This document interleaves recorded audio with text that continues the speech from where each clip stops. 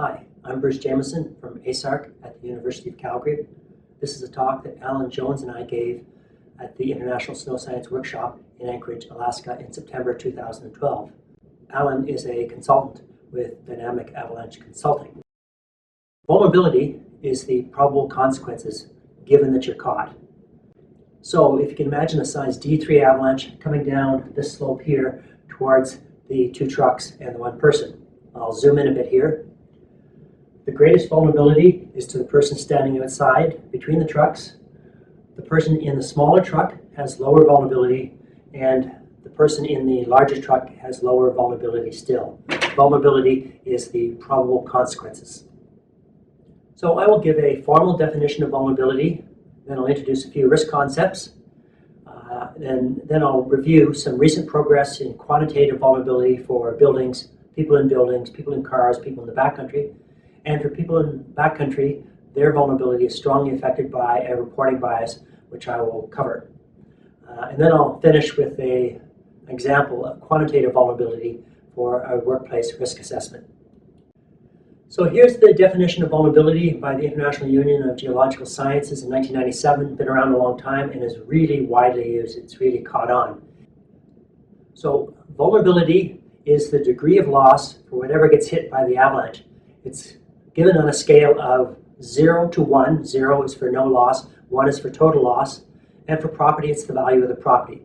For a person affected, it's the probability that a particular life, that is the element at risk, will be lost. But notice that it's given that the person is affected by the avalanche or within the area, the property affected by the avalanche. So it's the probable consequences given that the element of value is hit by the avalanche. When we're dealing with risk or vulnerability, which is a component of risk, we're often quite happy to have a quantitative estimate for the average value. In this case here, that's 0.2.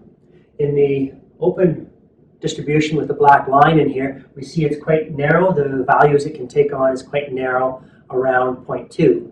In the blue distribution over and through here, it's much more widely distributed around the average value and takes on a maximum value, almost double what it does for the narrow of the two distributions. So while we're content to get an average value, it's advantageous if we can know more about the distribution or spread of values around the average or the mean value.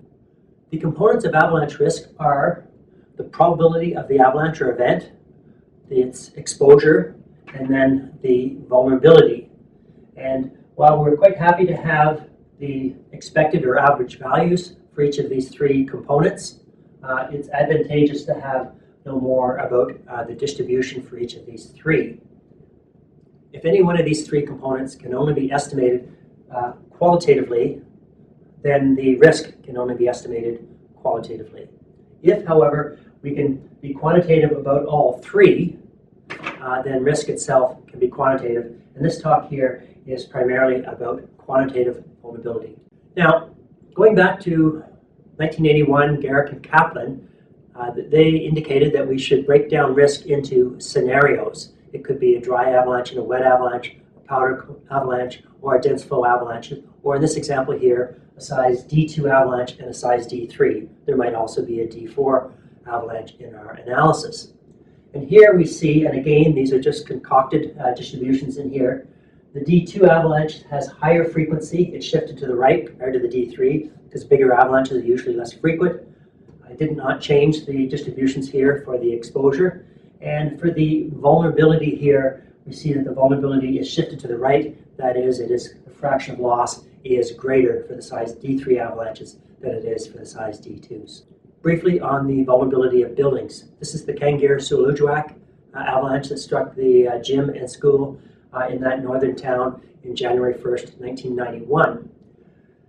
We notice that the roof is intact, the building is intact, the foundation intact, but there's one wall that is seriously damaged. So the fraction of loss for this building is quite low. We can see a graph here of the vulnerability of buildings based on the impact pressure here. For quite low impact pressures here, a few kilopascals, light construction has low damage in here, and so does reinforced concrete destruction, breaking the windows, perhaps ripping off the chimney. As the impact pressure increases, light construction experiences high damage, whereas reinforced concrete, we have to get up around 30 kilopascals till we start to see increasing damage. For both of these two, once the damage reaches 50%, it jumps up to a fraction loss of 1 because the building is likely to be replaced and rebuilt. And in Wilhelm's 1998 study, he actually shows different kinds of constructions in the middle here. Now, for people in cars, this is from Swiss data here from Reinberger's 2009 study here. For a low pressure avalanche, and 3 kilopascals is a fairly pushy powder avalanche here, we see a 5% probability of death. For a powder snow avalanche, it's 9%, a dense flow avalanche, 27%, and when the avalanches can push a car off a road and down a steep slope, perhaps into the creek, it jumps up to about 35%. Now let's talk about the vulnerability for people inside buildings. This depends on the strength of the walls and the orientation of the walls to the avalanche flow. And here in Sudovik in Iceland in 1995, we see that the avalanche flow was parallel to the stronger walls of this particular building. Vulnerability for people inside buildings can be analyzed in terms of the strength of the walls and the orientation of the walls, but we'll start with a simpler example here.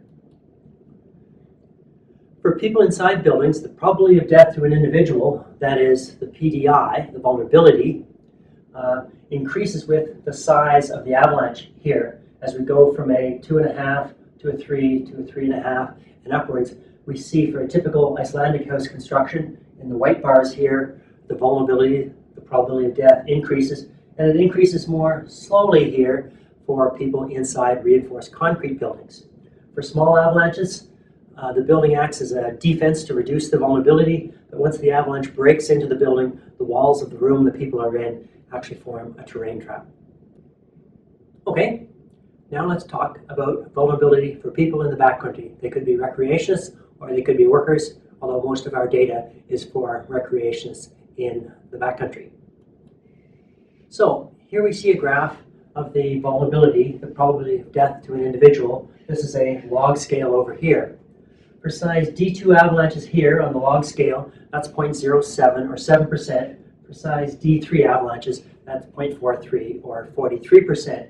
If we combine the D2 avalanches with the 2.5s, with the 3s, and the 3.5s, we get an average for all sizes of 19%. Thinking back to the 1970s and the early 1980s, when I was ski cutting a lot of avalanches, both at work and in the backcountry, and as well my friends and colleagues were as well. And yes, we got caught and carried around in some of them. And we were caught in quite a few, and the death rate couldn't have been anything like 7%. It had to be something very much lower. So my experience was telling me one thing, and the Canadian Avalanche Center's data was telling me another. I was puzzling over this when Cora Shea walked into my office. I explained the puzzle to her, and it took her several seconds to answer. Well, maybe the reporting rate for non-fatal involvements was less than for fatal involvements. It was like a light bulb came on over my head, but it wasn't my light bulb. It was one of Cora Shea's many light bulbs. So I've asked around and asked people what they think the reporting rate for non-fatal involvements to the Canadian Avalanche Centre is. The number 5% keeps coming up. So here we see the adjusted statistics here for 10% and 5% of the reporting rate for non-fatal involvements. So for 10% reporting rate for D2 avalanches, the probability drops off to 0.007 or 0.7%. For 5% reporting rate, it drops to 0.003. These numbers were much more realistic. They fitted with my experience and also with estimates of the reporting rate for non-fatal avalanches to the Canadian Avalanche Centre. So what about ski cutting? Just how risky is ski cutting?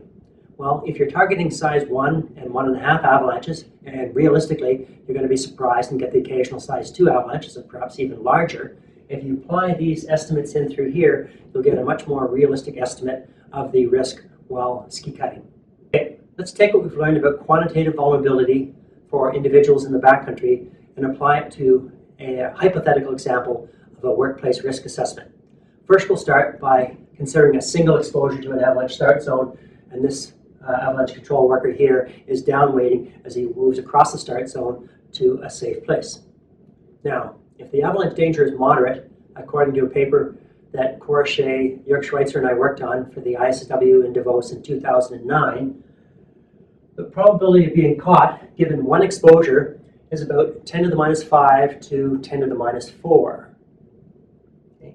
Now, applying the previous slide for 5 to 10% reporting rate for non-fatal exposures here, these drop off by a factor of about 100. The probability of a death for one exposure is about 10 to the minus 7 to about 10 to the minus 5 here. Okay, now let's consider a field team of 2 workers, and on 100 days, each of these workers are exposed to 2 start zones. So in a winter, there'd be 400 exposures here. If we're talking about moderate avalanche danger, the probability of death given 400 exposures and the assumptions we made so far is about 10 to the minus 5 to 10 to the minus 3. So that's for a winter with about 400 exposures while the avalanche danger is moderate. So I've just graphed that up here again with a log scale over here, only this time it's for quantitative risk. This shows the expected value or the average value here, and this shows the middle 50% of the estimates here. And that's for 400 exposures when the avalanche danger is moderate. If we change this from 400 exposures while the avalanche danger is moderate to 200 while it's moderate and 200 while it's considerable, the risk jumps, the risk of death here jumps almost by a factor of 10. There's the average value there, and there's the middle 50% of the estimates. Now, this is quantitative vulnerability, and we could apply balloon packs. We know the reduction in quantitative vulnerability for balloon packs, and that could be applied to this particular workplace risk assessment. Okay, some takeaway points here. First, vulnerability is one of the 3 components of avalanche risk. It's advantageous to break down risk into scenarios. We could do it by powder avalanches and dense flow avalanches, by wet avalanches and dry avalanches, or we could do it by destructive size. That's one popular way of breaking down risk into scenarios. There's been a lot of good progress in quantitative vulnerability in the last 10 years for buildings, people in cars, and people in the backcountry. However, for people in the backcountry, the vulnerability, that is the probability of death to an individual, is sensitive to the reporting rate of non-fatal involvements. And then I showed you an example of workplace risk using quantitative vulnerability. That same example showed an example of carrying uncertainty through the risk analysis. And so we don't just get an exact expected value, but we see something about the range of values that may be taken on. And that's quite important for managing risk, to know if we have a really narrowly confined risk or if it can vary quite widely from our expected value. These are the good folks that support avalanche research that I work with, and a special thanks to Pascal Hageley. I was struggling with an SQL query to the Canadian Avalanche Center database, and Pascal came to my rescue.